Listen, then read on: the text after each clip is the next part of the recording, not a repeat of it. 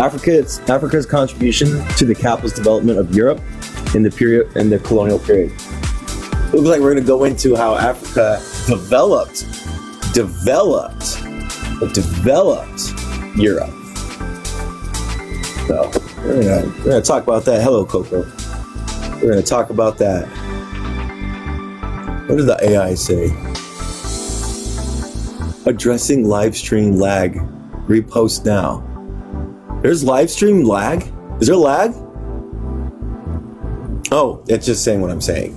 Never mind. Please let me know if there's any lag. No lag there. All right, cool.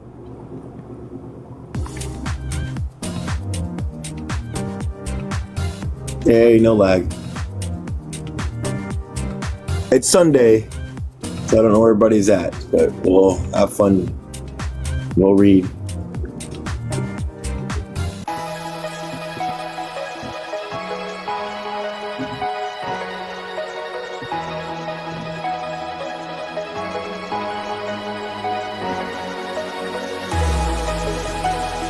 Good song comes on and I'm about to close it out. Continue to like the live, repost if you can. Let other people know. Right.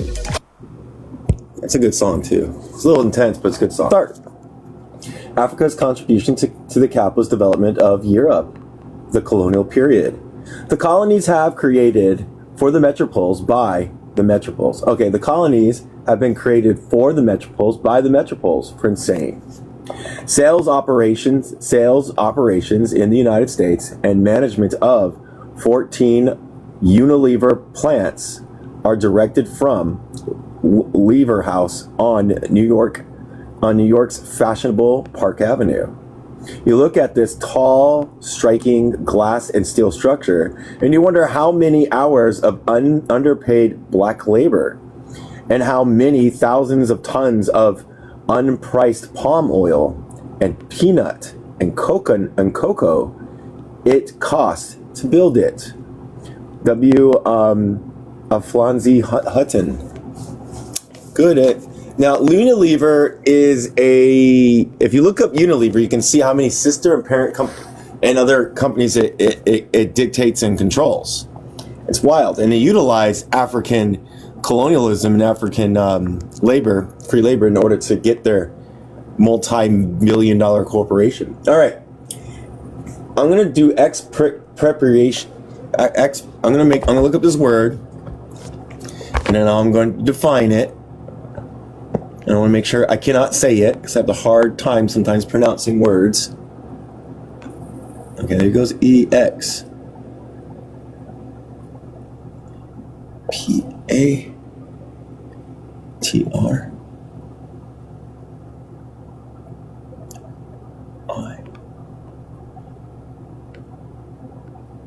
All right. Expat. Expropriation. It's expats. A person who lives outside their native country, or denote a relating to a person living outside their native country. So expatriation of African surplus under colonialism. Now, surplus is the extra things that are not needed. Surplus is what is utilized for profit. So let's do this. Capital and African wage labor. Colonial Africa fell within that part of the international capitalist economy from which surplus was drawn to feed the metropolitan sectors. As seen earlier, exploitation of land and labor is essential for human social advance, but only on the assumption that the product is made available within the area where the exploitation takes place. Colonialism was not merely a system of exploitation, but one whose essential purpose was to expatriate the profits of the so-called mother country. From an African viewpoint, that amounted to consistent expatriation. I can't say it. of surplus produce by African labor out of African resources. It meant the development of Europe as part of the same dialectical process in which Africa was underdeveloped. By any standards, labor was cheap in Africa, and the amount of surplus extracted from the African laborer was great. The employer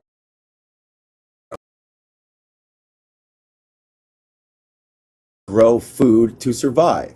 This applied to particular to farm labor of the plantation type, to work in mines, and to certain forms of urban employment.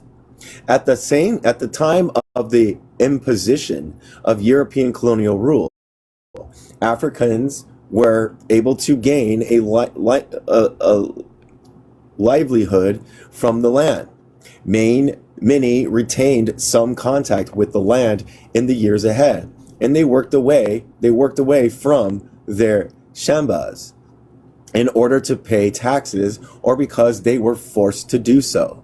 After feudalism in Europe had ended, the worker had absolutely no means of subsistence other than through the sale of his labor to capitalists. Therefore, to some extent, the employer was responsible for assuring the physical survival of the worker by giving him a, quote, living wage.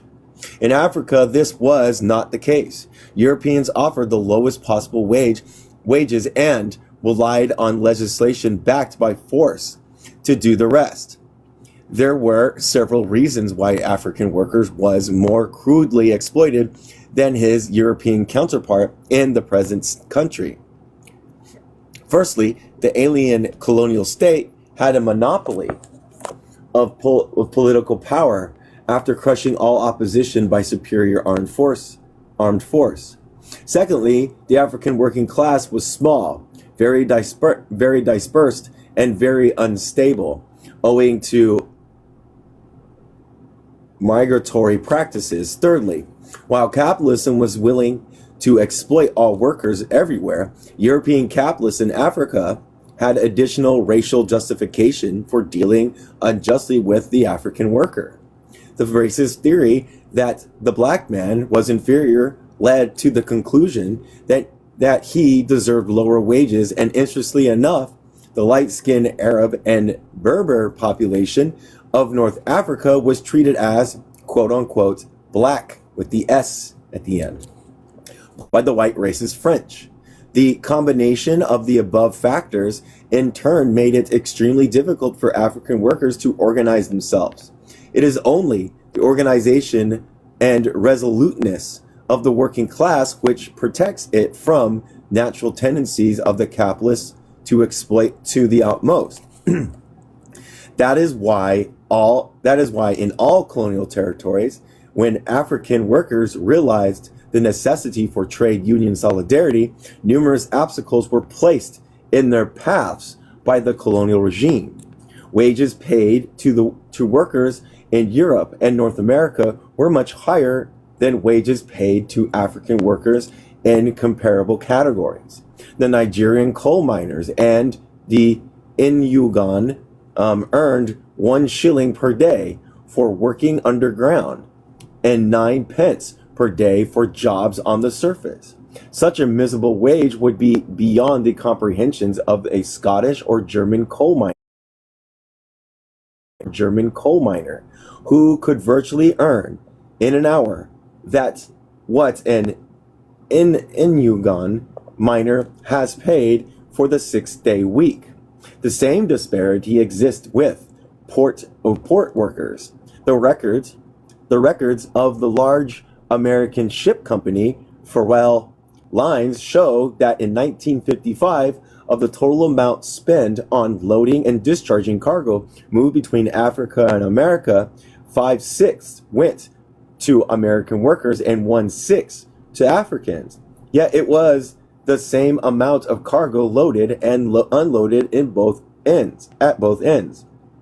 The wages paid to the American stevedore and the European coal miner were still such as to ensure that the capitalist made a profit. The point here is merely to illustrate how much greater was the rate of exploitation of African workers.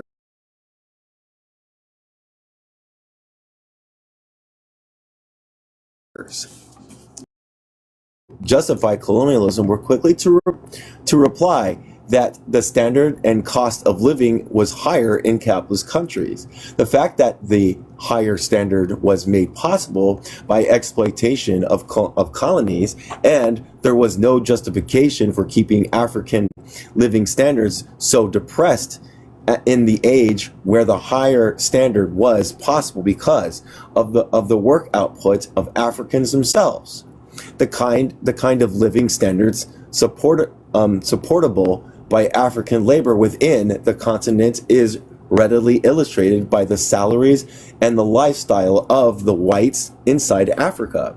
Colonial governments discriminated against the employment of Africans in senior categories, and whenever it happened that a white or a black person filled the same post, the white man was sure to be paid considerably more. This was true at all levels, ranging from civil service posts to mine workers. African salaried workers in the British colonies of the Gold Coast and Nigeria were better off than their brothers in many other parts of the continent, but they were restricted to the, quote, junior staff, end quote, level of civil service. In the period before the last World War, European civil servants in the Gold Coast received an average of £40 per month, with living quarters and other privileges. Africans got an average salary of £4. That's compared to £40, everybody. There were instances where the Europeans in an establishment earned as much as his 25 African assistants put together. Outside the civil service, Africans obtained work in building projects, in mines, and as domestics, all low-paying jobs. It was exploitation without responsibility and without redress. In 1934, 41 Africans were killed in a gold mine disaster in the Gold Coast, and the capitalist company offered only £3 to the dependents of each of these men as compensation. Where European settlers were found to be considerably numbered, the wage differential was readily perceived. In North Africa, the wages of a Moroccan and an Algerian were from 16% to 25% those of Europeans. In East Africa, the position was much worse, notably in Kenya and Tanganyika. The comparison with white settler earnings and standards brings out by sharp contrast how incredibly low African wages were. While Lord Delamere controlled 100,000 acres of Kenyan's land, the Kenyan had to carry a Kipandi pass in his own country to beg for a wage of 15 to 20 shillings per month. The absolute limit of brutal exploitation was found in southern parts of the continent and in southern Rhodesia. For example, agricultural laborers rarely received more than 15 shillings per month. Workers in mines got a little more if they were semi-skilled, but they also had more intolerable work conditions. Unskilled laborers in the mines of North Rhodesia often got as little as 7 shillings per month. A truck driver on the famous Copper Belt was in a semi-skilled grade. In one mine, Europeans performed that job of 30 pounds per month, while another Africans did for 3 pounds per month. In all colonial territories, wages were reduced during the period of crises, which shook the capitalist world during the 1930s, and they were not restored or increased until after the last capitalist World War. In southern Rhodesia in 1949, Africans employed in municipal areas were awarded minimum wage from 35 to 75 shillings per month. That was a considerable improvement over previous periods, but white workers on the job for 8 hours per day compared to Africans 10 to 14 hours received a minimum wage of 20 shillings per day plus free living quarters and other benefits. The Rhodesians offered a miniature version of South African apartheid system, which oppressed the largest industrial working class on the continent. In the Union of South Africa, African laborers worked deep underground under inhumane conditions which would not have been tolerated by miners in Europe. Consequently, black South African workers recovered gold from deposits which elsewhere would be regarded as non-commercial. And yet it is the white section of the working class which receives whatever benefits were available in terms of wages and salaries. Officials have admitted that the mining companies could pay whites higher than miners in another country, in another part of the world, because of the super profits made by paying black workers a mere pittance. In the final analysis, the shareholders of the mining companies were the ones who benefited most of all. They remained in Europe and North America and collected fabulous dividends every year from the gold, diamonds, manganese, uranium, etc., which were brought out of South African subsoil by African labor. For years, the capitalist press itself praised South Africa as an investment outlet, returning super profits on capital investment. From the very beginning of the scramble for Africa, huge fortunes were made from gold and diamonds in southern Africa by people like Cecil Rhodes. In the present centuries, both the investment and the outflow of surplus have increased. Investments was mainly concentrated in mining and finance, where the profits were greatest. In the mid-1950s, British investment in South Africa were estimated at 860 million pounds and yield a stable profit of 15%, or 129 million pounds every year. Most mining companies had returns well above that average. The De Beers Consolidated Mines made a profit that had both phenomenal and consistently high, between 26 million and 29 million throughout the 1950s. The complex, let me do something here real quick. I have like a little dot on my glasses. Everybody, if you have glasses, everybody should know this. We have a little dot, can't help it. The final analysis, the shareholders, wait. Okay, there's my map, sorry. The complex of South African mining concern operated not just in South Africa itself, but also in Southwest Africa, Angola, Mozambique, Northern Rhodesia, Southern Rhodesia, and the Congo. Congo was consistently a source of immense wealth for Europe because from the time of colonization until 1906, King Leopold II of Belgium made at least $20 million from rubber and ivory. The period of mineral exploitation started quite early and then gained momentum after political control passed from King Leopold to the Belgian state in 1908. Total foreign capital inflow into the Congo between 1887 and 1953 was estimated by the Belgians to have been 5.7 billion pounds. The value of the outflow in the same period was said to have been 4.3 billion pounds, exclusively of profits retained within Congo, as was true everywhere else on the continent. The The expatriation of surplus from Congo increased as the colonial period wore on. In the 5 years preceding independence, the net outflow of capital from Congo to Belgium reached massive proportions. Most of the expatriation of surplus was handled by a major European finance monopoly, the Société Générale.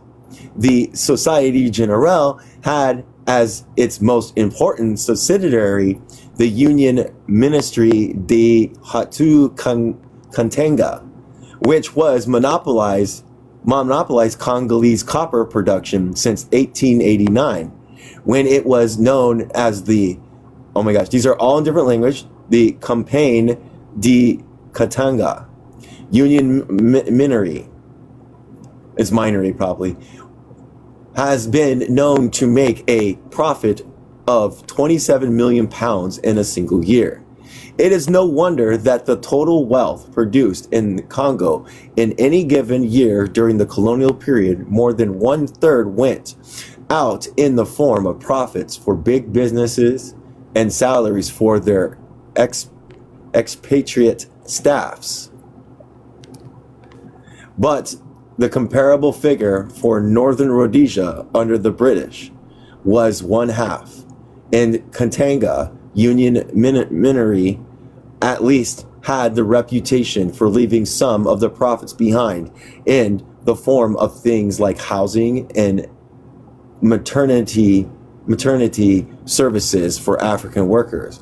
The Rhodesian Copper Belt companies expatriated profits without compunction. I wonder what compunction means. Let's look at what compunction means. Compunction. What is compunction? I think I've looked this word up before.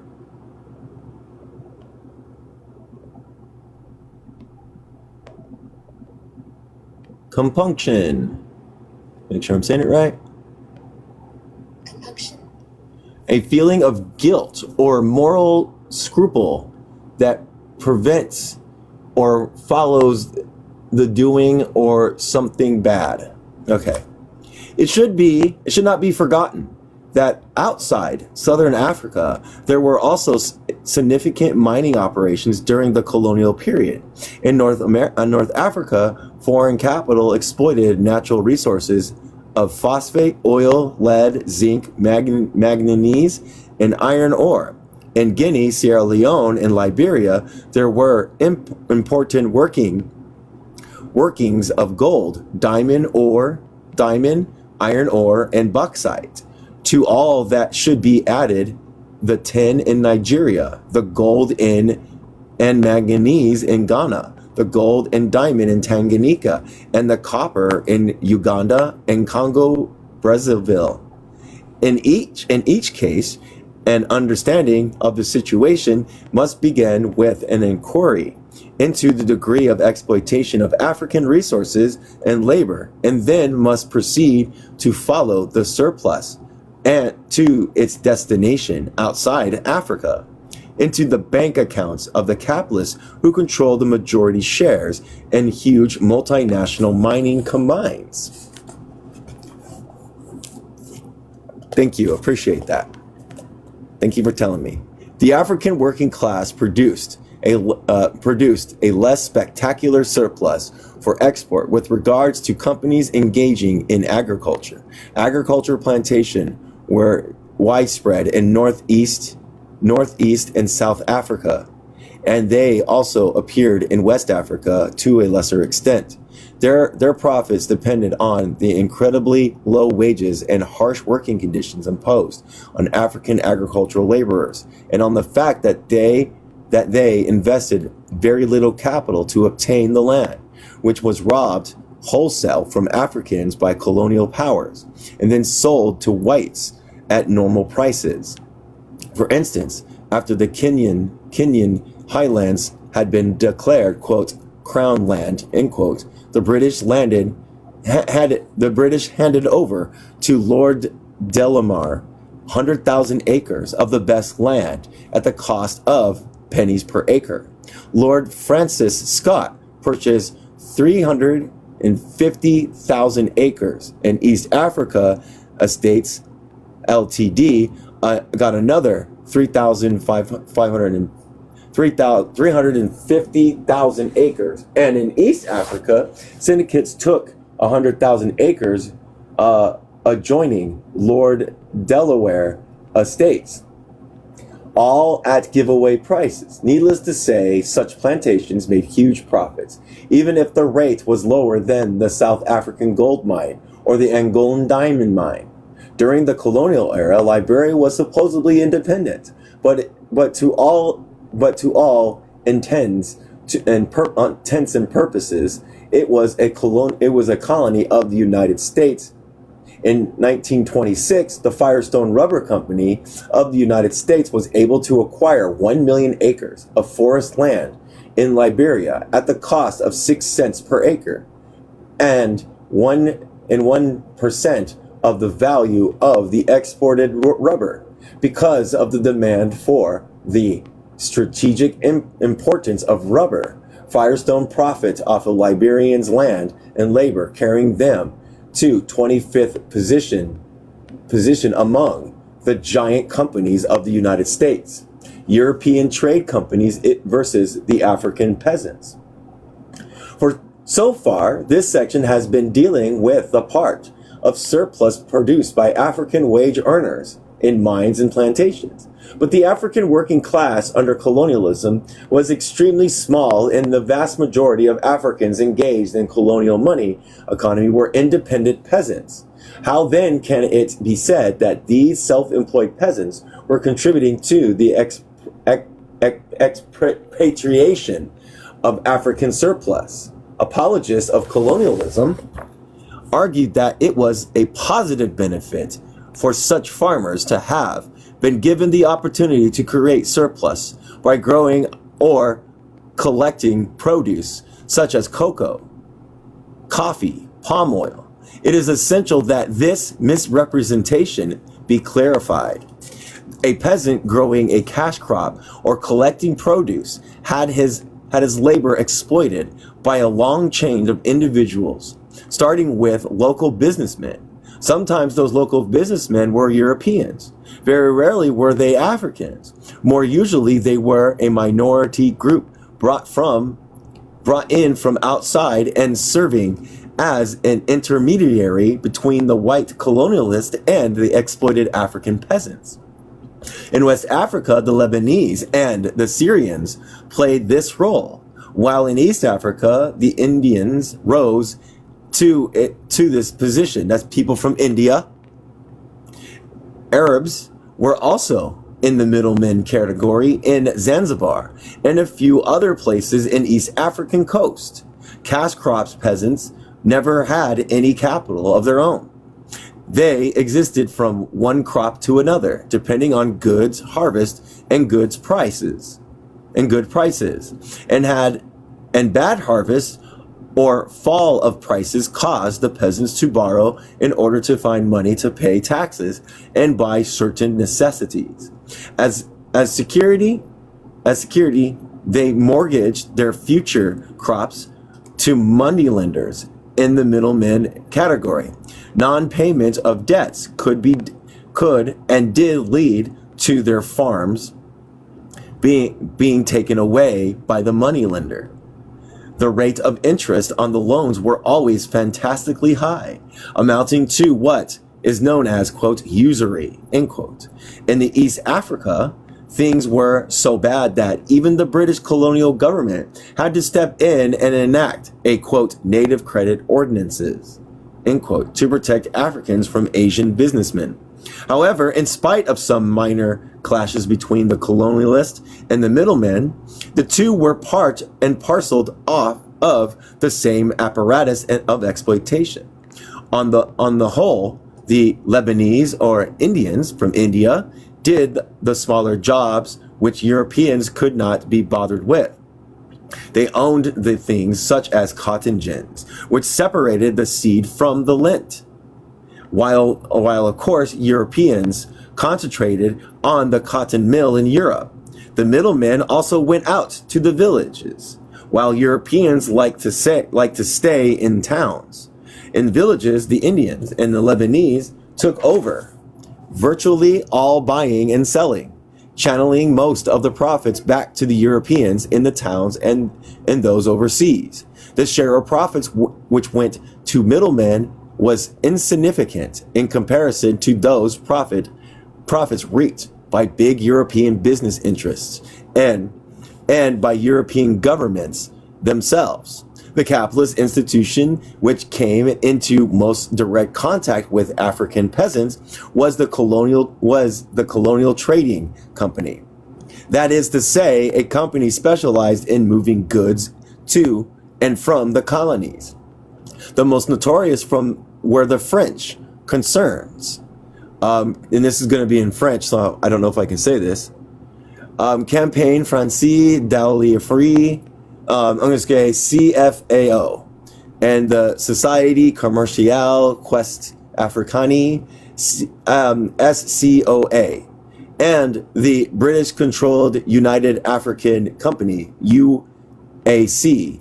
These were responsible for expatriating the great proportions of Africans' wealth produced by peasant toil. Like the Swiss are known for their chocolate, yes. Where do they get the cocoa from? Exactly. Several of the colonial trade companies already had African blood on their hand from participation in the slave trade. Thus, after French merchants in Bordeaux made fortunes from the European slave trade, they transferred that capital to the trade in groundnuts from Senegal and Gambia in the middle of the 19th century. The firms concerning continued to operate in the colonial period, although they changed hands, and there were a lot of managers. In Senegal, Mauritania, and Mali, the names of Morel and Prom, Morel brothers, Buhan, and the Tyrisi, Delamas, and Clastastre were all well known. Several of them were eventually incorporated into SCOA, which was dominated by the consortium of French and Swiss financiers. A parallel process in French port of Marseilles led to the transfer of slave trade capital into direct trade between Africa and France. After the end of the First World War, most of the small Marseillese firms were absorbed into a mass CFAO, which imported into French West Africa whatever European goods the market could take, and export in turn of agriculture produce that was largely the consequence of peasant labor. CFAO also had British and Dutch capital, and its activities extended into Liberia and into British and Belgian colonies. It is said that the SCAOA and the CFOA made a profit of up to 90% in good years and 25% in bad years.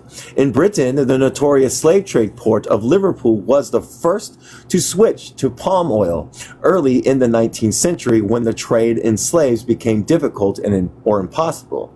This meant that Liverpool firms were no longer exploiting Africa by removing its labor physically to another part of the world. Instead, they were exploiting the labor and raw materials of Africa inside Africa. Throughout the 19th century and right into the colonial era, Liverpool concentrated largely on importing African peasant produce. Backed by the industrial districts of Manchester and Cheshire, this British port was in control of a great portion of Britain's and Europe's trade with Africa in the colonial period, just as it had done in slave trade period. Glasgow also had a keen interest in the colonial trade, and so did the merchants of big business interest of London. By 1929, London replaced Liverpool as the chief port dealing with African import and exports. As indicated, the UAC was the British company which was best known among the commercial concerns. It was a subsidiary and of a giant Anglo-Dutch monopoly, Unilever, and its agencies were found in all British colonies of West Africa and, on a smaller scale, in East Africa. Unilever also controlled the Compagnie de Niger Francaise, the Compagnie Francaise de la Côte d'Ivoire, SCKM in Chad, NOSOKO, Noscoso in Senegal, NSCA in Portuguese Guinea, the John Walken and Company Ltd in Dahomey. Certain other British and French firms were not found in every colony, but they did well in a particular area in which they were entrenched. For example, where was John Holt in Nigeria? In East Africa, the import-export business tended to have smaller firms than in West Africa. But even so, they were 5 or 6, which were much larger than the rest and appropriated the largest amount. One of the oldest was Smith Mackenzie, which was the offshoot of Scottish Company of Mackinnon and Mackenzie, which had spearheaded British colonization in East Africa and which also had interest in India. Other notable commercial firms were also the A. Buham, Wigglesworth and Company, Ndolageti, Lazzie and Anderson, Raleigh Bros, Michelle Kahns, Joss Henson, the African Mercantile and 20th Overseas Trade Company. Some of them amalgamated before colonial rule was over, and they all had several other subsidiaries, as well as themselves being related to bigger companies in the metropoles. The UAC also had a slice of East African import trade, having brought up the rum and galley of Roberts, which was started by white settlers in 1904. The pattern of appropriation of surplus in East Africa was easy to follow, in that there was centralization of the extractive mechanisms in Nairobi and in the port of Musabasa. All the big firms operated from Nairobi, with important offices in Musabasa to deal with warehousing, shipping, usury, insuring. Uganda and Tanganyika were then brought into the picture via their capital cities of Kampala and Dar es Salaam, where the big firms had branches. Up to the start of the last war, the volume of trade from East Africa was fairly small, but it jumped rapidly after that. For instance, the value of Kenyan import rose from £4 million in 1938 to 34 million in 1950 and to 70 million in the 1960s. The value of exports was, of course, rising at the same time, and the commercial firms were among the principal beneficiaries of the growth of foreign trade. Going back just a little bit, make sure. Okay, haven't missed anything. Trading companies made huge fortunes on relatively small investments in those parts of Africa where peasant cash crops farming was widespread. The companies did not have to spend a penny on growing the agricultural raw materials. The African peasants went in for cash crop farming for many reasons. A minority eagerly took up the opportunity to continue to acquire European goods. which they had become accustomed to during the pre-colonial period. Many others in every section of the continent took to earning cash because they had to pay various taxes in money, or because they were forced to work. Good examples of Africans literally being forced to grow cash crops by gun and whip were to be found in Tanganyika under the German rule, in Portuguese colonies, and French Equatorial Africa, and the French Sudan in the 1930s. In any case, there were very few cases where the peasant was wholly independent on the cash crop for his actual subsistence. Yeah.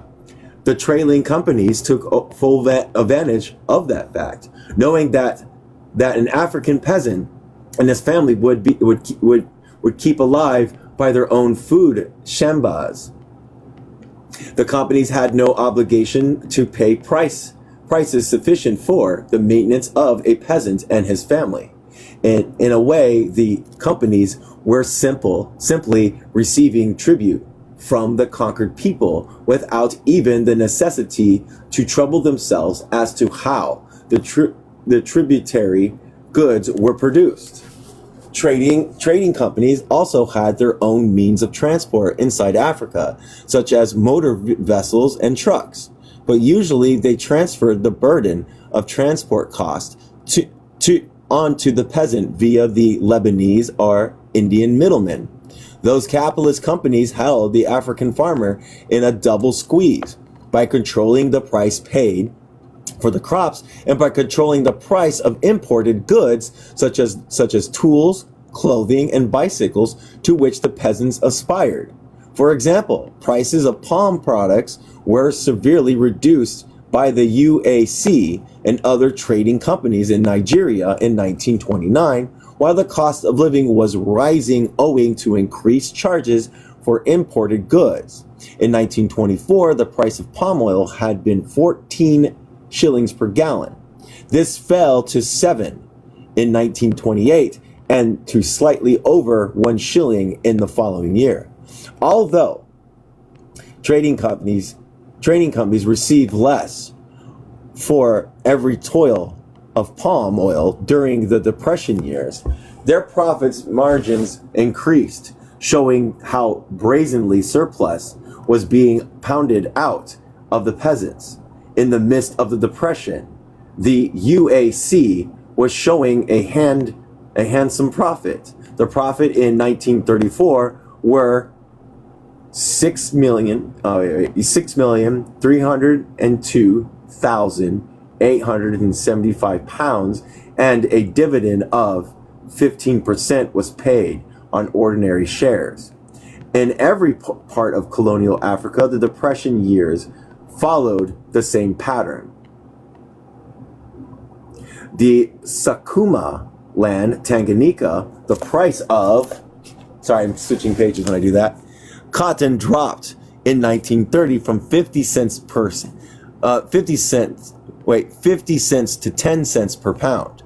The French colonies were hit a little later because the Depression did not make its impact on French monetary zones until after 1931. Then prices of Senegalese groundnuts were cut by more than half. Coffee and cocoa dropped even further, since they were all relative luxuries to the European buyers. Again, it can be noted that French firms such as CFAO and SCAO faced lower prices when they sold the raw materials in Europe, but they never absorbed any losses. Instead, African peasants and workers bore the pressures, even if it meant forced labor. African peasants in French territories were forced to join so-called cooperative societies, which made them grow certain crops like cotton and made them accept whatever price was offered. Hardly had the Depression ended when Europe was at war. The Western powers dragged in the African people to light for freedom. The trading firms stepped up the rate of plunder in the name of God and country. On the Gold Coast, they paid £10 per ton for cocoa beans as compared to £50 before the war. At the same time, the price of imported goods doubled or tripled. Many necessities passed beyond the reach of the ordinary man. On the Gold Coast, a piece of cotton print which had sold before the war from 12.5 shillings was 90 shillings in 1945. In Nigeria, the yard of Kuwaki, which was 3 shillings in pre-war days, went up to 16.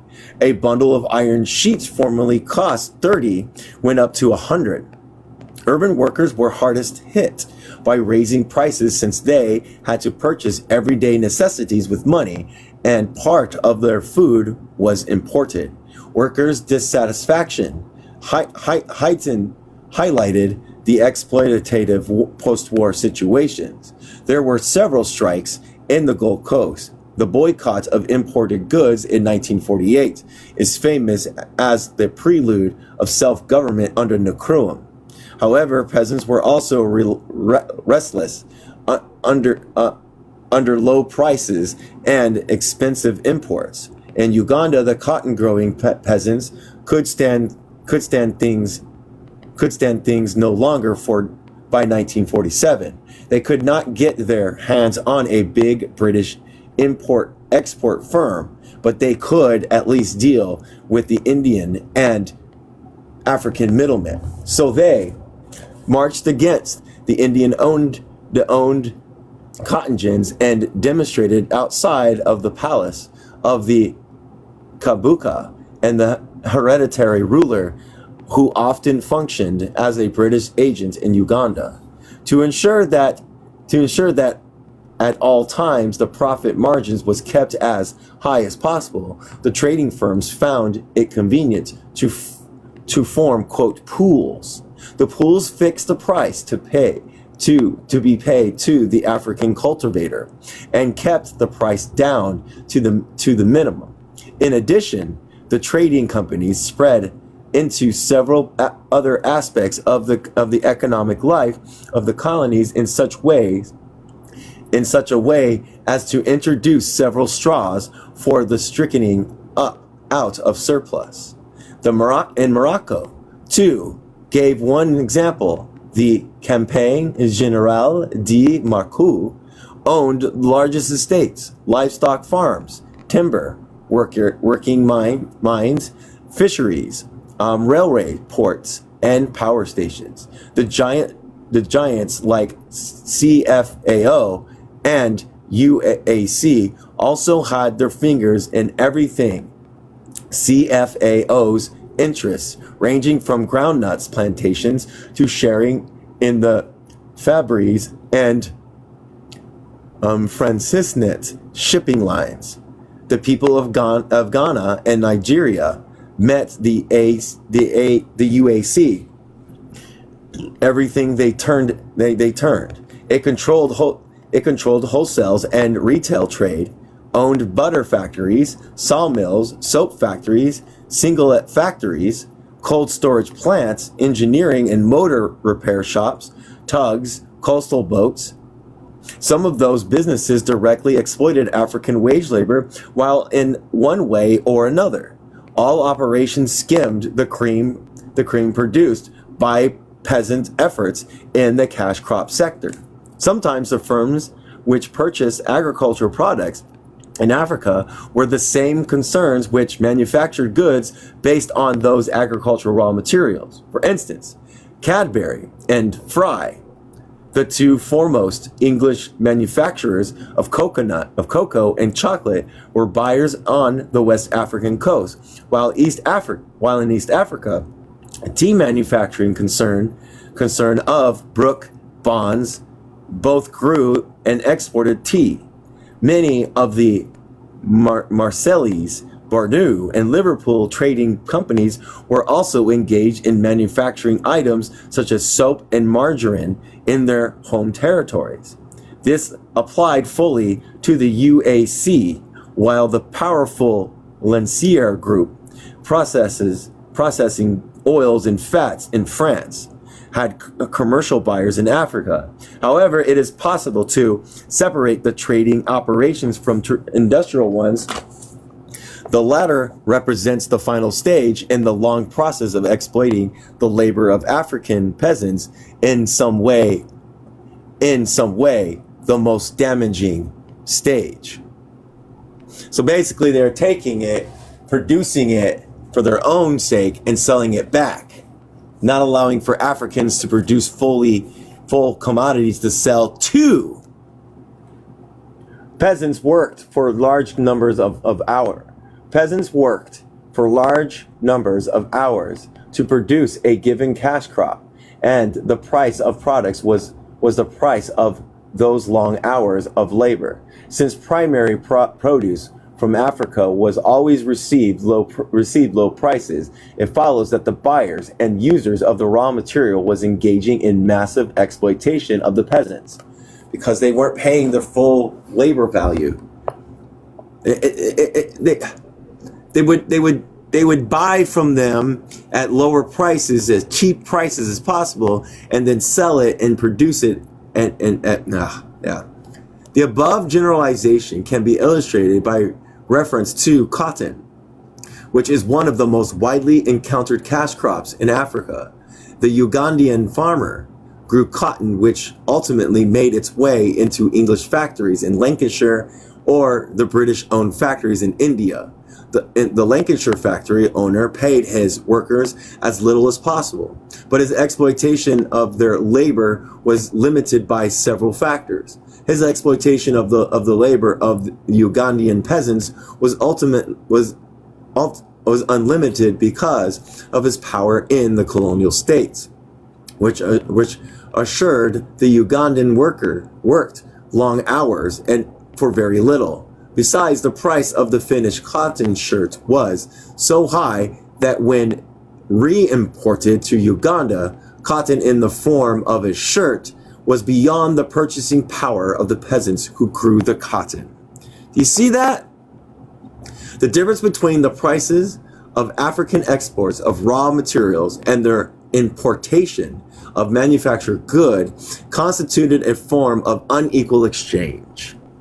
Throughout the colonial period, this inequality in exchange got worse. Economists refer to this process as one of the deteriorating terms of trade. In 1939, with the same quality of primary goods, colonies could buy only 60% of manufactured goods which they bought in the decades 1870s to 1880s before colonial rule. But by the 1960s, the amount of European manufacturing good purchasable by the same quantity of African raw material had fallen still further. There was no objective economic law which determined that primary produce should be worth so little. Indeed, the developed countries sold certain raw materials like timber and wheat at much higher prices than a colony could command. The explanation is that the unequal exchange was forced upon Africa by the political and military supremacy of the colonizers, just as in the spheres of international relations, unequal treaties were forced upon small states in the dependencies of those in Latin America. They would force them to sell it very cheaply. They would make them cheaply, pay people small wages, and sell at, all those things. The unequal nature of the trade between the metropoles and the colonies were emphasized by the concept of the, quote, protected market, end quote, which meant Even an insufficient metropolitan producer could find a guaranteed market in the colony, there where his class had political control. Furthermore, as in the preceding era of pre-colonial trade, European manufacturers built up useful sidelines of goods which would have been substandard in their own markets, especially in textiles. The European farmer also gained in the same way by selling cheap butter, while the Scandinavian fisherman came into his own through the export of salted cod. Africa was not a large market for European products compared to other continents. But both buying prices and selling prices were set by European capitalists. That certainly allowed their manufacturers and traders more easy access to the surplus of wealth produced in Africa than they would have had if Africans were in the position to raise the prices of their own exports. Shipping and banking services. Where are we at? All right.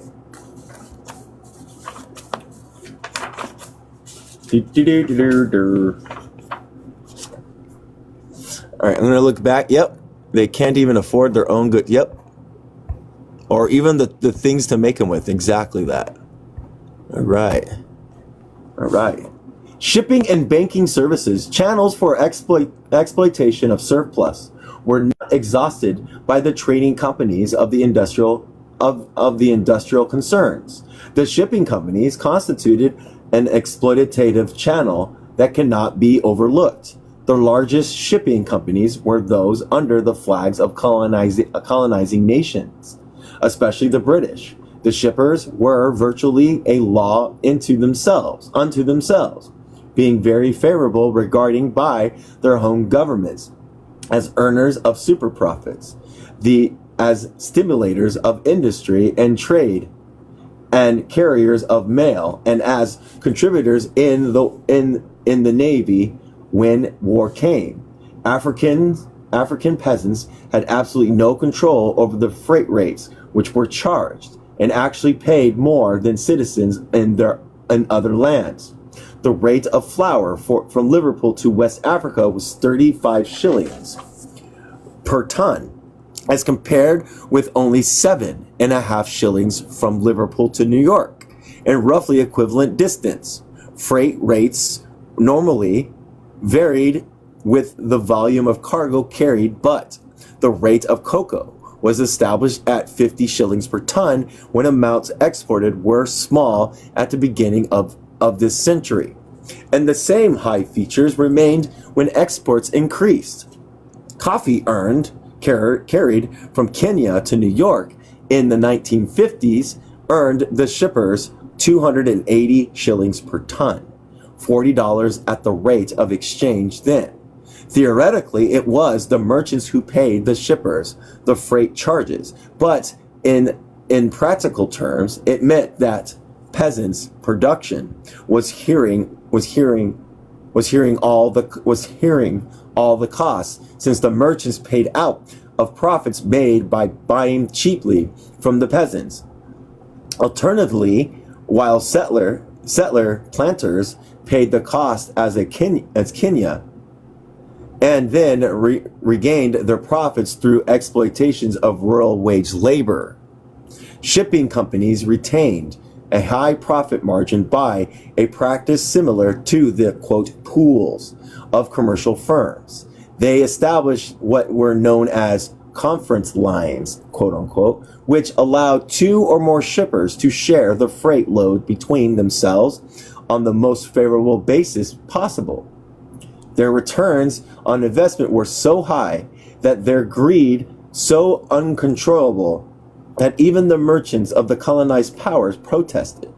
From 1929 to 1931, the UAC, backed by Unilever, engaged in an economic war with West African line conferences, comprising of British shipping firms of Dempster, the Holland West African Line, and the German West African Line. In that instance, the trade monopoly won the victory over the shipping monopoly, but it was a fight between two elephants, and the grass was trampled all the more. At the end of it, all the African peasants was the greatest losers because both traders and shippers adjusted their differences by lowering the prices of primary products as paid to Africans. And they probably sold them for quite a bit more. In the background of the colonial scene hovered the banks, insurance companies, maritime underwriters, and other financial houses. One can say, quote, in the background, unquote, because the peasants never dealt directly with such institutions and was generally ignorant to their exploiting functions. The peasants or the workers had no access to bank loans because they had no quate securities or collateral, end quote. Banks and finance houses dealt only with other capitalists who could prove to the bankers that whatever happens, the bank could recover its money and make a profit. In the epoch of imperialism, the bankers became the aristocrats of the capitalist world. So, in another sense, they were very much in the foreground. The amount of surplus produced by African workers and peasants and passing into the hands of the metropolitan bankers is quite phenomenal. They register a return on capital higher than the mining companies, and each new direct investment that they made spell further alienation of the fruits of African labor. Furthermore, all investments in the colonies meant, in effect, the involvement of the big finance monopolies, since the highest trade companies was ultimately linked to the big bankers. The returns on colonial investments were consistently higher than those investments in the metropoles. So the financiers stood to benefit from sponsoring colonial enterprises.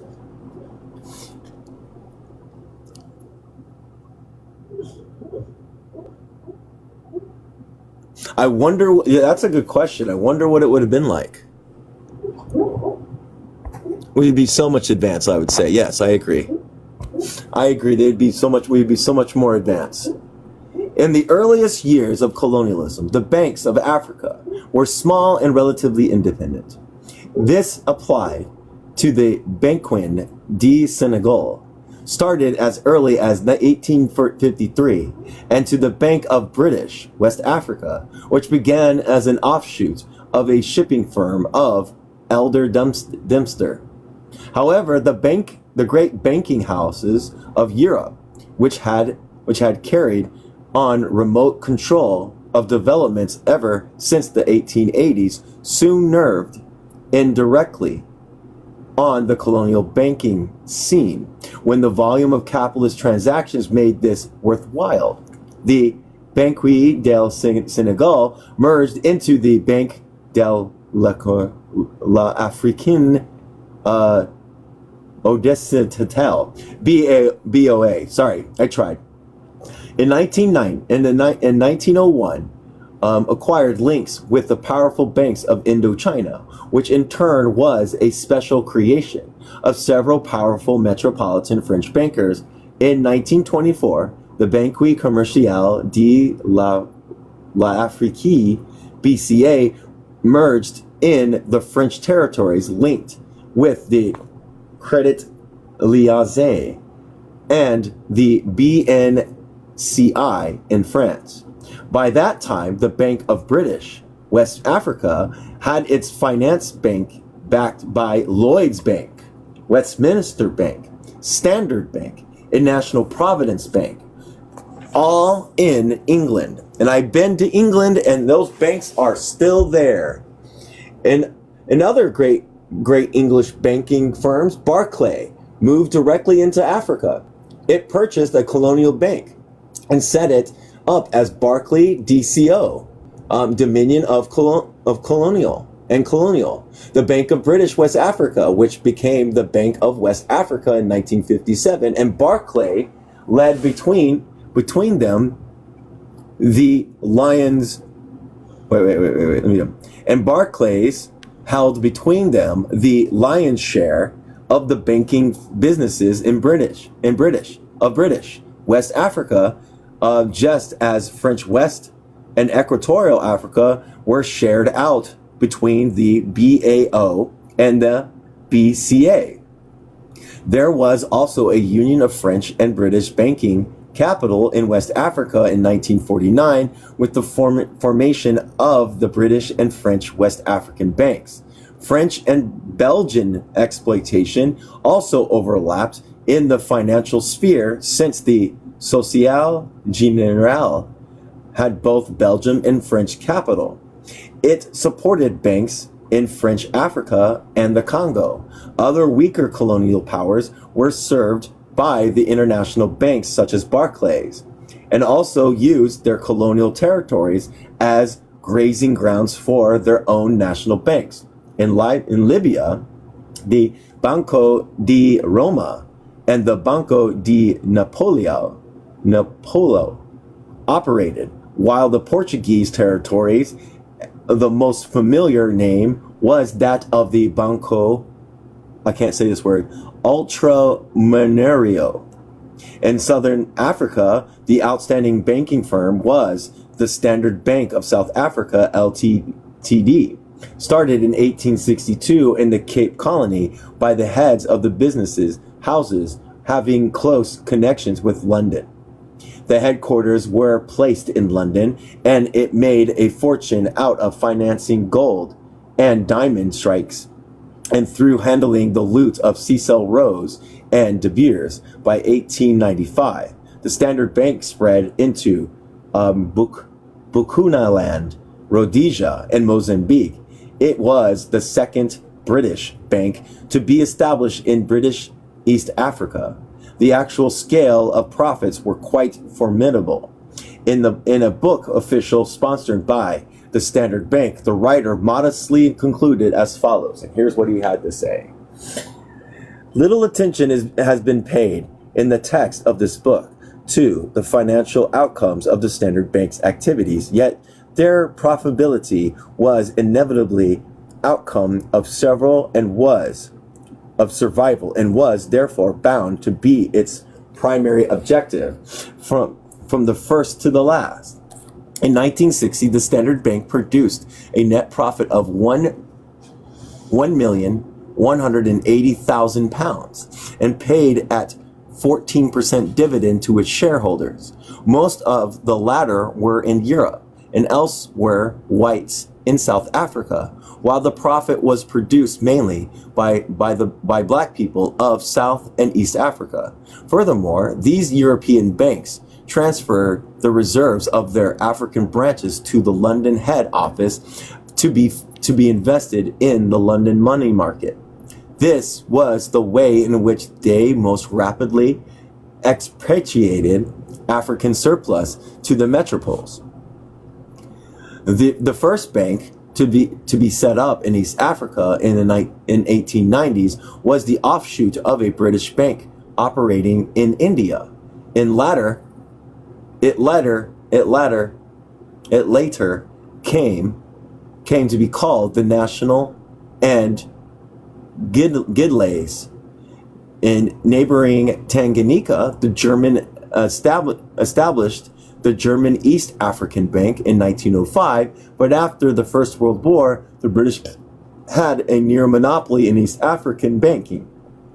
Altogether, 9 foreign banks were in existence in East Africa during the colonial period, out of which the big 3 were National and Gidleys and Standard Banks and Barclays.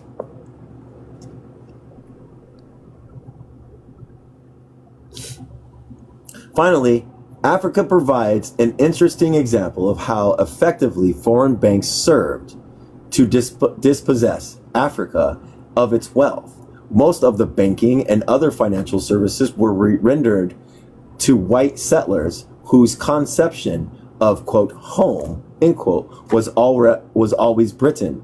Consequently, when the white settlers felt threatened towards the end of the colonial period, they rushed to send their money home to Britain. For example, when a decision to concede self-government to Kenya was taken by the British in 1960s, a sum amount of over $5.5 million was immediately transferred to safety, quote unquote, in London by whites in Tanganyika. The sum, like all other remnants by colonial banks, represented the exploitation of African land resource and labor. All right, let's see where I got. I think I can make it. We'll find out. Other than that, I'll have to make a stopping point. All right, here we go. Colonial administration and the economic exploiter. So we just went over the banks. Now we're going over the administrations.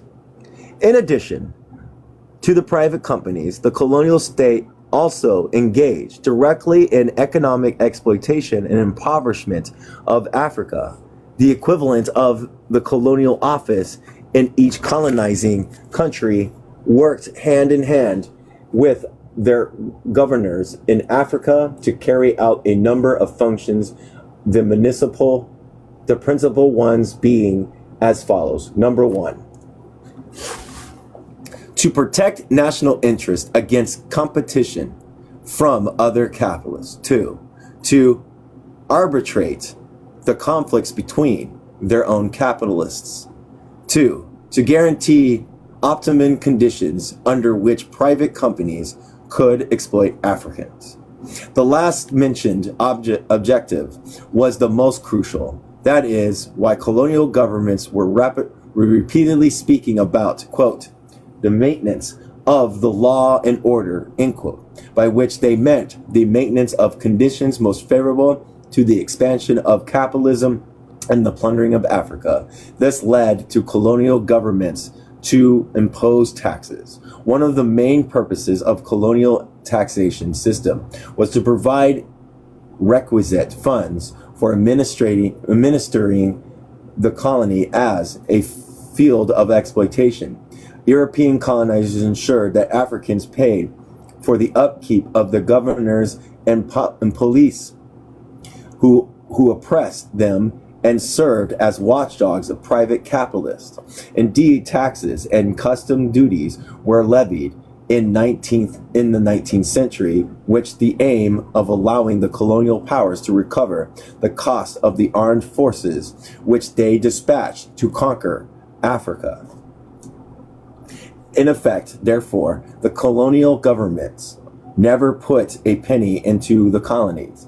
All expenses were met by exploiting the labor and natural resources of the continent, and for all practical purposes, the expense of maintaining the colonial government machinery was a form of alienation of the products of African labor. The French colonies were especially victimized in this respect, particularly since 1921, the local revenue raised from taxation had to meet all expenses, as well as build up a reserve. Having sought up the police, army, civil service, and judiciary on African soil, the colonizing powers were in positions to intervene much more directly in the economic life of the people than had been the case previously. One major problem in Africa from the capitalist viewpoint was how to induce Africans to become laborers of cash crop farmers. In some areas, such as West Africa, Africans had become so attached to European manufacturers during the earlier periods of trade that, on their own initiative, they were prepared to go to great lengths to participate in colonial money economy.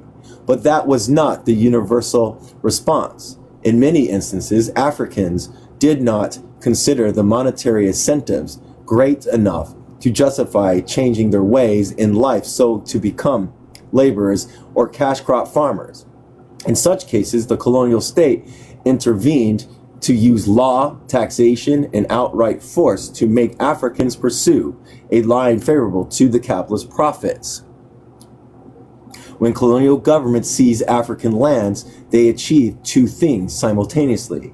They satisfied their own citizens who wanted mining concessions or farming land, and they created a condition whereby landless Africans had to work not just to pay taxes, but also to survive. In settler areas such as Kenya and Rhodesia, the colonial governments also prevented Africans from growing cash crops so that their labor would be available directly for the whites. One of the Kenyan white settlers, Colonel Corrigan, put it bluntly when he said of the Kawukiwo, quote, "We have stolen this land. We have stolen this land. Now we must steal his limbs. Compulsory labor is culinary and our occupation of the country." End quote. In those parts of the continent where land was still in African hands, colonial governments forced Africans to produce cash crops, no matter how low the prices were. The favorite technique was taxation. Money taxes were introduced on numerous items: cattle, land, houses, and people themselves. Money to pay taxes was got by growing cash crops or working on European farms or in their mines. An interesting example of what colonialism was all about was provided in French Equatorial Africa, where French officials banned the Manding people, now in Congo Brazzaville, from hunting so that they would engage solely in cotton cultivation. The French enforced the ban, although there was little livestock in the area and hunting was the main source of meat in the people's diet. Finally, when all else failed, colonial powers resorted widely on the physical coercion of labor, backed up, of course, by legal sanctions, since anything which the colonial government chose to do was, quote, legal. By laws by which peasants in British East Africa were required to maintain minimum acreage of cash crops like cotton and groundnuts were in effect forms of coercion by the colonial state, although they were not normally considered under the heading of, quote, forced labor.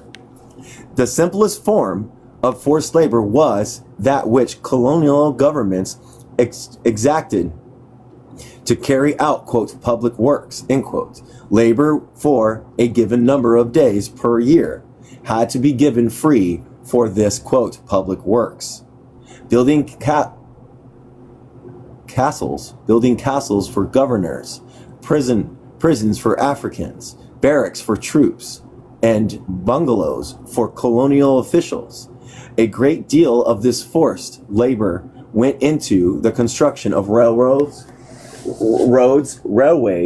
and ports to provide the infrastructure for private capitalist investments and to facilitate the exports of cash crops.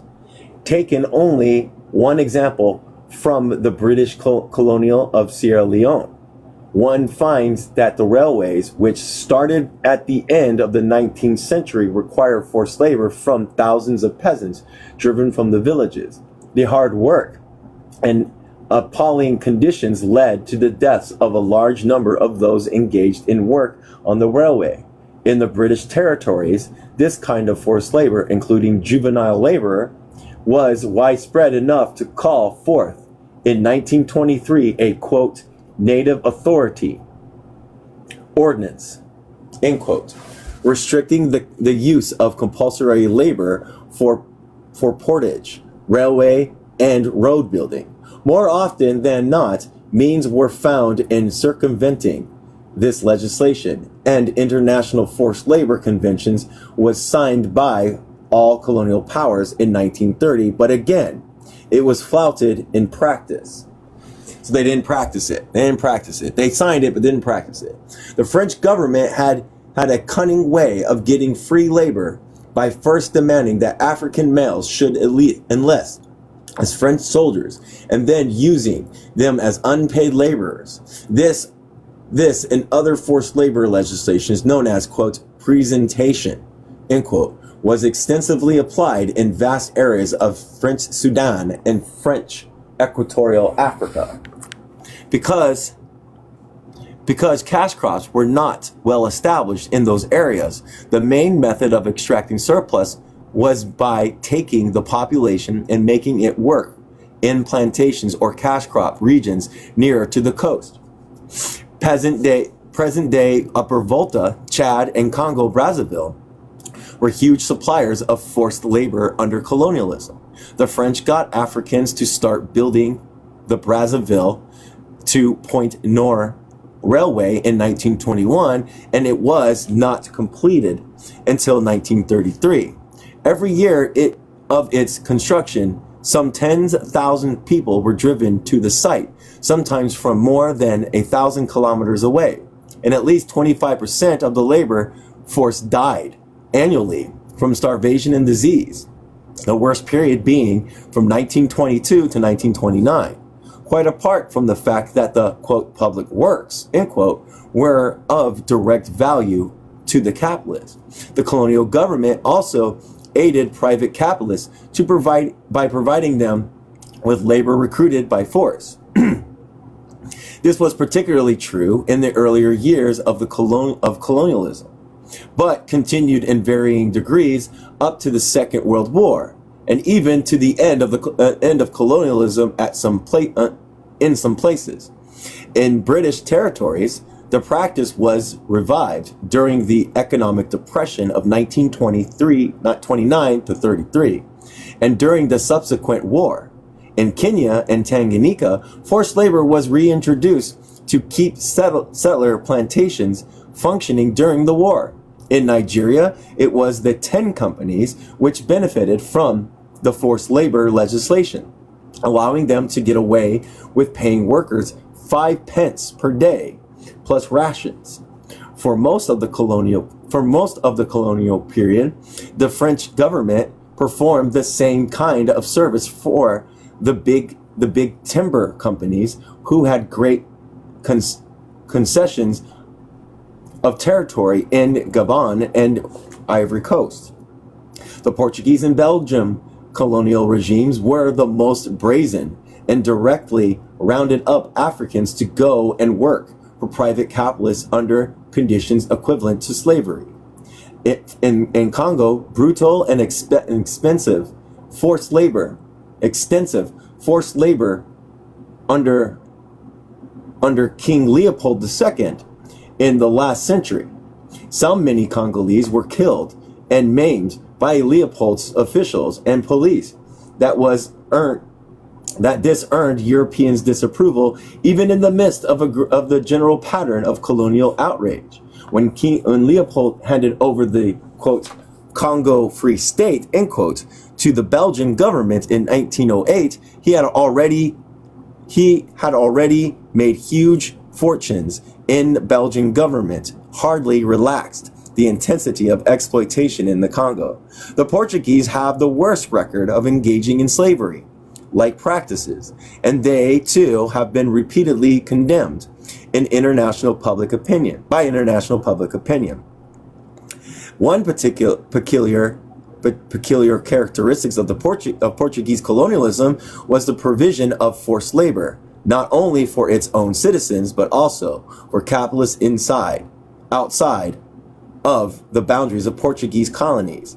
Angolans and Mozambicans were exported to South Africa, to the South African mines to work for subsistence, while the capitalists in South Africa paid the Portuguese government a certain sum for each labor supplied. The export of Africans to South Africa is still continuing. In the above example, the Portuguese colonialists were cooperating with the capitalists of other nationalities to maximize the exploitation of African labor. Throughout the colonial period, there were instances of such cooperations, as well as competitions between metropolitan powers. Generally speaking, a European power was expected to intervene when the profits of its national bourgeoisie were threatened by activities of their nations. After all, the whole purpose of establishing colonial governments in Africa was to provide protection of national monopoly economic interests. Thus, the Belgian government legislated to ensure that freight to and from the Congo would be mainly carried by Belgian shipping lines, and French government placed high taxes on groundnuts brought into France by foreign ships, which was another way of ensuring the groundnuts from French Africa would be exported to French ships. In a sense, this meant that Africans were losing their surplus through one straw rather than another. But it also meant that the sum total of exploitation was also greater because its competition among Europeans were allowed. It would have brought down the cost of service and raised the price paid for agricultural products.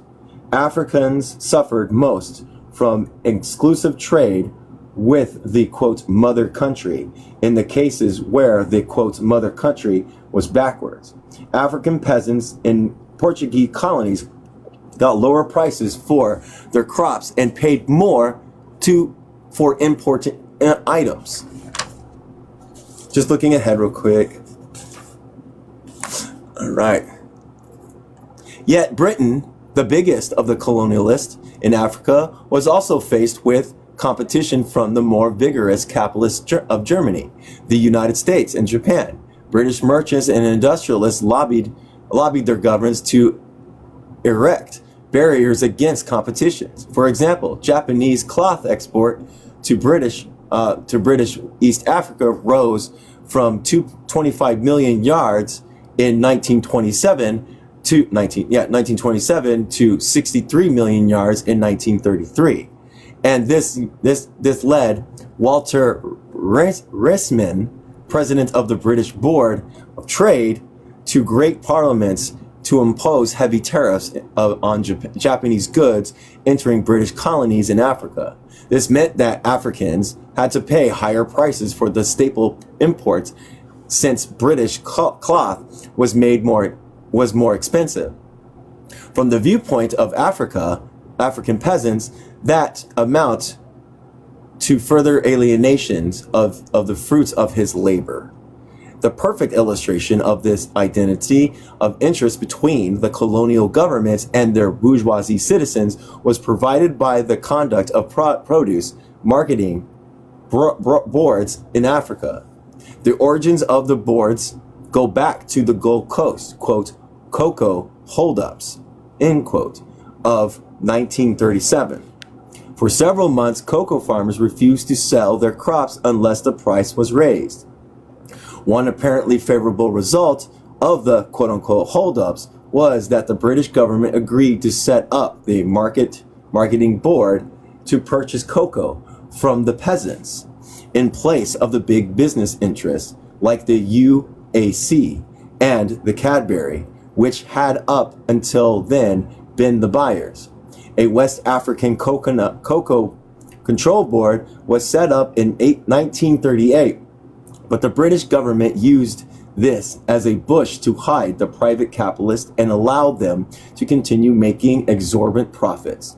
The theory of marketing board was supposed to pay the peasants a reasonable price for his crops. The board sold the crops overseas and kept the surplus for the improvement of agriculture and for paying the peasants a stable price if world market price declined. In practice, the board paid peasants a low fixed rate during many years when world prices were rising.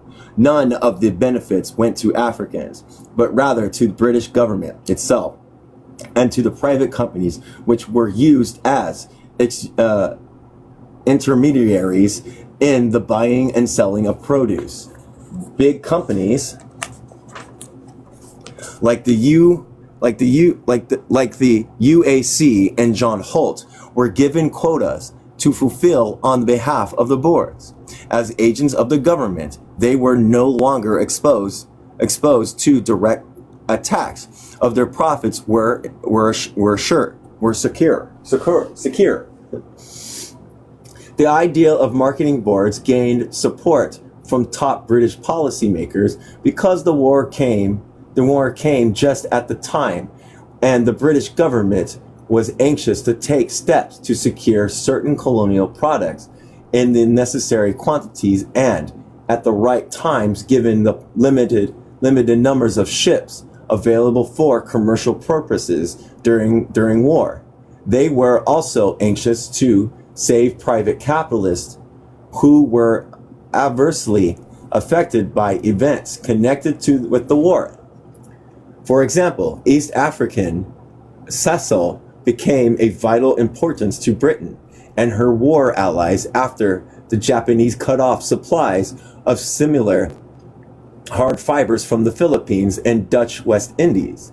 Actually, even before fighting broke out, sessile was bought in bulk by British government to help the non-African plantation owners in East Africa who had lost markets in Germany and other parts of Europe.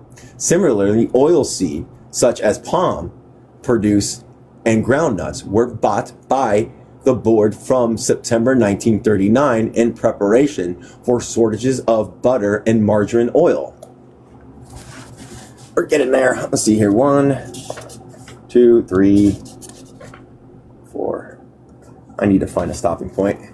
With regards to all the peasant cash crops, the produce marketing boards made purchases at figures that were way below world market prices.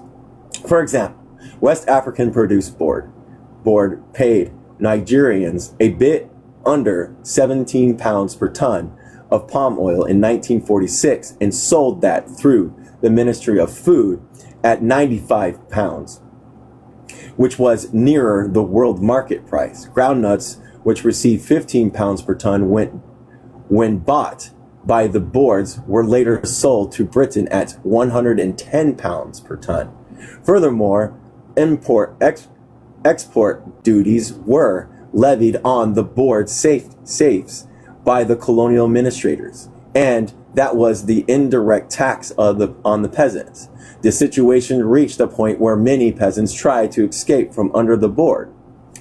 In Sierra Leone in 1952, the price for coffee was so low that growers smuggled their crops into nearby French territories.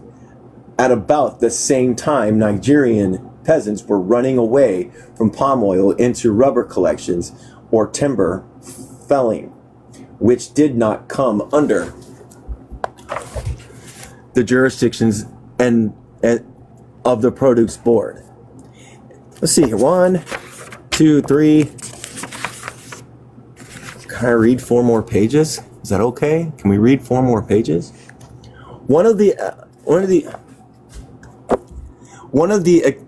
If one accepts that the government is always the servant of the particular class, it is perfectly understandable that the colonial governments should have been in collusion with capitalists to siphon off surplus from Africa to Europe. But even if one does not start from that Marxist premise, it would be impossible to ignore the evidence of how the colonial administrators worked as committees on behalf of the big capitalists. The governors in the colonies had to listen to the local representatives of the companies and to their principals. Indeed, there were companies representatives who wielded influence in several colonies at the same time. Before the First World War, the single most important individual in the whole of British West Africa was Sir Alfred Jones, chairman of the Elder Dumpster Line, chairman of the Bank of West Africa, president of the British Cotton Growing Association, In French West Africa in the late 1940s, the French governor showed himself very anxious to please the Marc Recart, a man with major interest in several of the French trading companies. Such examples could be cited for each colony throughout its history, although in some of them the influence of the white settlers was greater than that of individuals and metropolitan businessmen. Company shareholders in Europe not only lobbied Parliament but actually controlled the administration itself. The chairman of the Cocoa Board within the Ministry of Food was none other than John Codberry, a director of Codberry Brothers, who were participants in the buying, quote, pool, which exploited West African cocoa farmers. Former employees of Unilever held key positions in oils and fat divisions in the Ministry of Food and continued to receive checks from Unilever.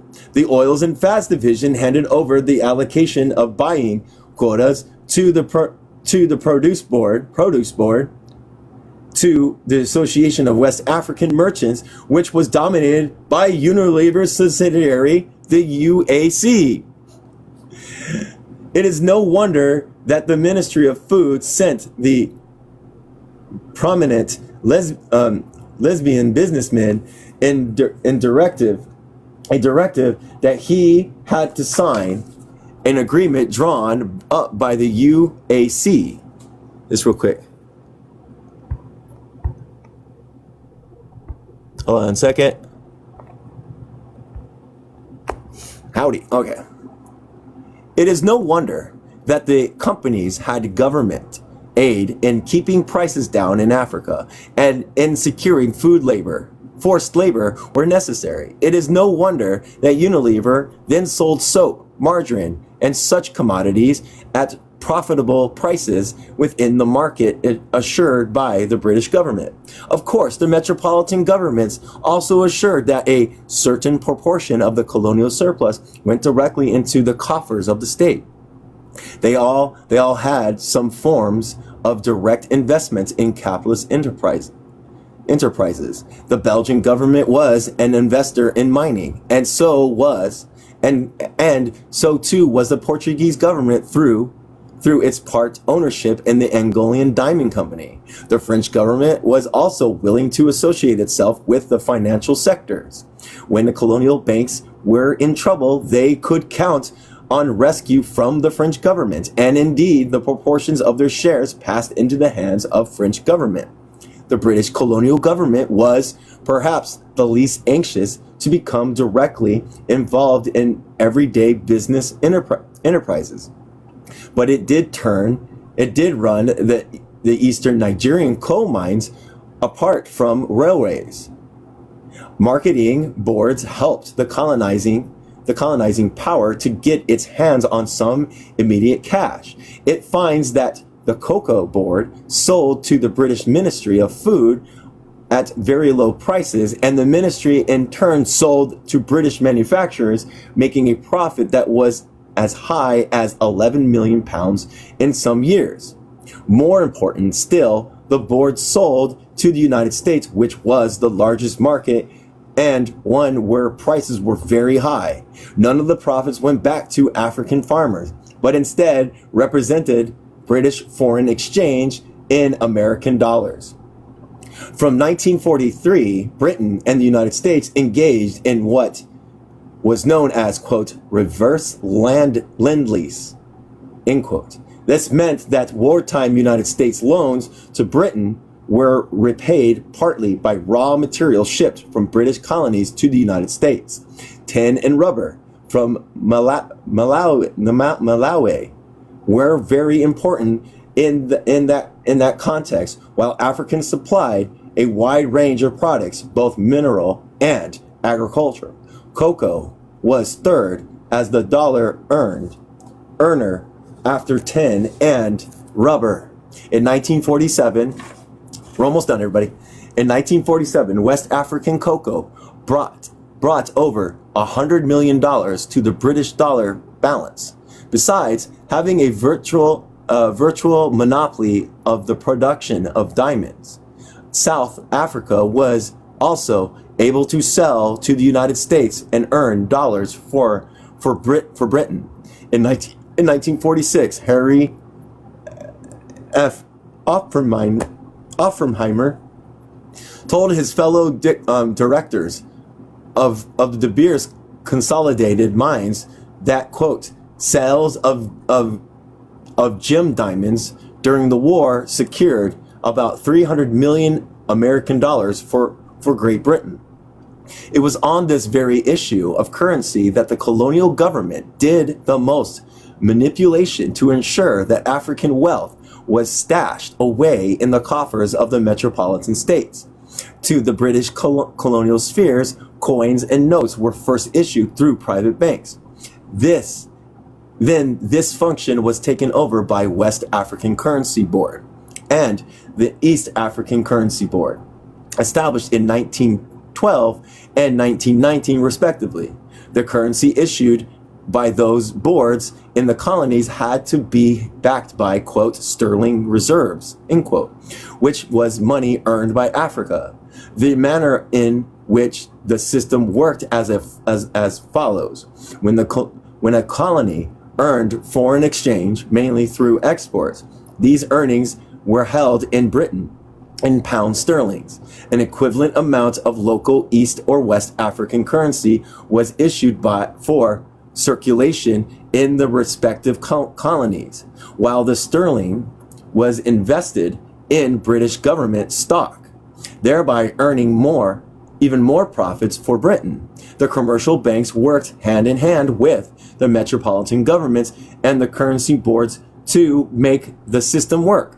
Together, they established an intricate financial network which served the common end and enriched Europe at Africa's expense. The contribution to sterling reserves by any colony was a gift to the British Treasury, for which the colony received little interest. By the end of the 1950s, the sterling reserve of the small colonies like Sierra Leone had reached 60 million pounds, while in 1955 the British government was holding 210 million, derived from the sale of cocoa and minerals from Gold Coast, Egypt. Egypt and the Sudan were also heavy contributors to Britain. Africa's total contribution to Britain's sterling balances in 1945 was 446 million pounds, which went up to 1,446 million by 1955. We're almost done, everybody. More than half the total gold and dollar reserves of Britain and the Commonwealth, which then stood at 2,120 million. Men like Arthur Creech Jones and Oliver Littleton, major figures in British colonial policy making, admitted that in the early 1950s, Britain was living on the dollar, earning off the colonies. The British government was surpassed by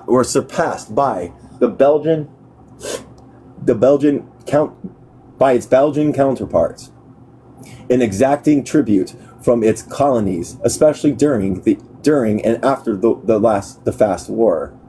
After Belgium was overrun by the Germans, a government in exile was set up in London. The colony secretary of that exile regime, Robert Goding, admitted. This is his admitted. During the war, the Congo was able to finance all the expenditures of the Belgian government in London, including the diplomatic services as well as the cost of our armed forces in Europe and Africa, a total of some 40 million pounds. In fact, thanks to the resources of the Congo, the Belgian government in London had not to borrow a shilling or a dollar, and the Belgian gold reserve could be left intact. Since the war, surplus of earnings by the Congo in currency other than the Belgian franc have all accrued to the National Bank of Belgium. Therefore, quite apart from all that private capitalist looting from the Congo, the Belgian government was also a direct beneficiary to the tune of millions of francs per annual.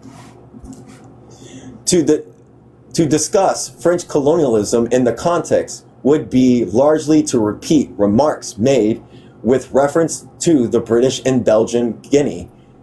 Guinea was supposedly a, quote, poor, end quote, colony, but in 1952 it earned France 1 billion old francs, or about $1.6 million in foreign exchange based on the sales of bauxite, coffee, and bananas.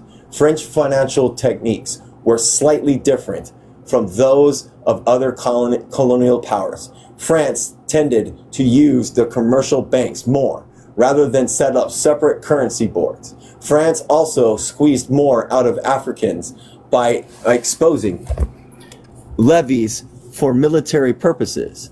The French government dressed Africans in French army uniforms and used them to fight other Africans, to fight other colonized people like the Vietnamese, and to fight in European wars. The colonial budget had to bear the cost of sending these African, quote, French, end quote, soldiers to die, but if they returned alive, they had to be paid pensions out of African funds. To sum up briefly, colonialism meant a great intensification of exploitation within Africa to a level much higher than that previously in existence under communalism or feudal type African societies. Simultaneously, it meant the export of that surplus in massive proportions, for that was the central purpose of colonialism. And that's the end. And we're going to go, the next thing we're going to go up to would be the strengthening of the technological and military aspects of capitalism. Oh, it was a huge thing on what is colonialism and where and how to utilize the banks, how to utilize many different things, and to keep them manipulated and to keep them growing their surplus and profits. Yeah, fun.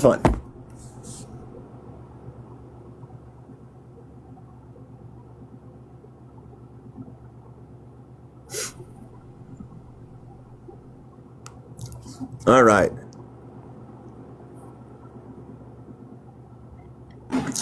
What's up, Joe? Hi. So I was doing a lot of notes while we were going along.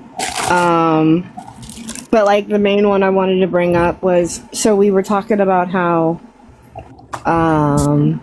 the rubber and chocolate and coffee and all of that came from Africa, and then we used slave labor on top of it.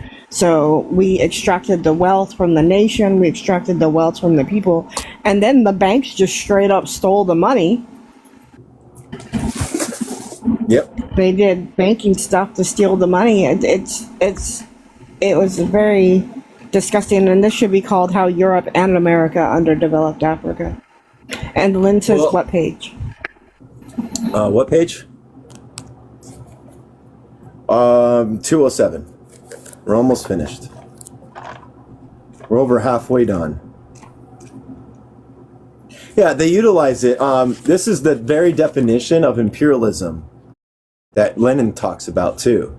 The definition of using finance capital, the definitions of using military strength, the export of raw materials to the metropoles instead of to like the ones that pull the raw materials out, and then going back to what you said of slave labor and not being paid their full right to their labor, and also the exploitation. But the exploitation in the metropoles compared to the Africans were much different. In fact, yes, people were being exploited in the European countries, but not to the disastrous, monstrous exploitation of African peasants. And having to deal with middlemen. Like, that's another thing that is part of colonialism, bringing in middlemen from outside of that to do the businesses of the capitalists. Like Israel with the diamonds. Yeah. What is Kobe? What's Kobe doing? Kobe is a colonizer who is trying to figure out how communism, when you give all the power to the government, works for the people. How what? How the government controls all the private and personal property. There's no such thing. They're not listening. No such thing as private property. It's private in common. Because private property is dealing with profits, exploitation. So like land, factories, and other things. So private property will be abolished and put into common property. Collectivization. Yeah. What's a good source? I don't know. What is to be done by Lenin? What's a good source for what? Exactly. What's a good source for what?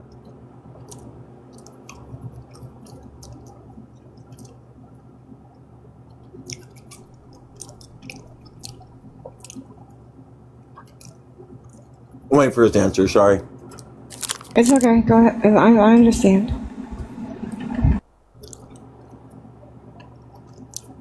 Oh my god, dude. You asked for the source, and you come up with Albanian? Those are...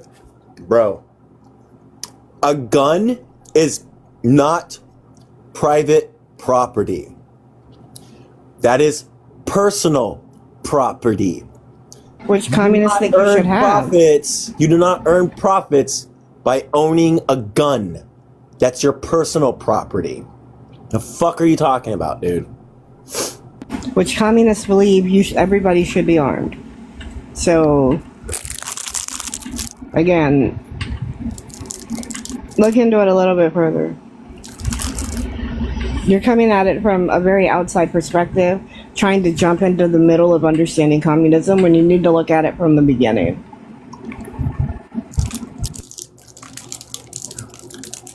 Difference between private property and personal property, my friend. We decommodify things like housing. Housing should not be a commodity. It should be freely given to people that need it. We want to work on human need instead of surplus and commodifying things. We want to get rid of the commodity form.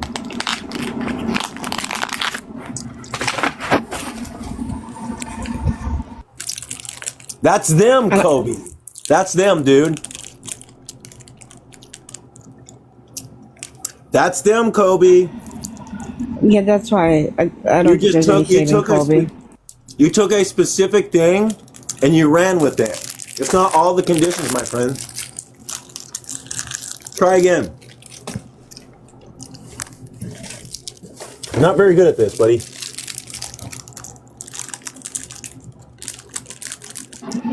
Well, that's because, as I said, he's trying to learn about communism from diving into the deep end, and he doesn't know how to swim yet. He's never seen water before. So...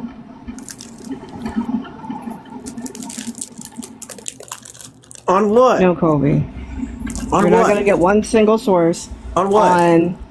He wants a source on communist Albania allowing private guns because he said that communist countries don't allow weapons.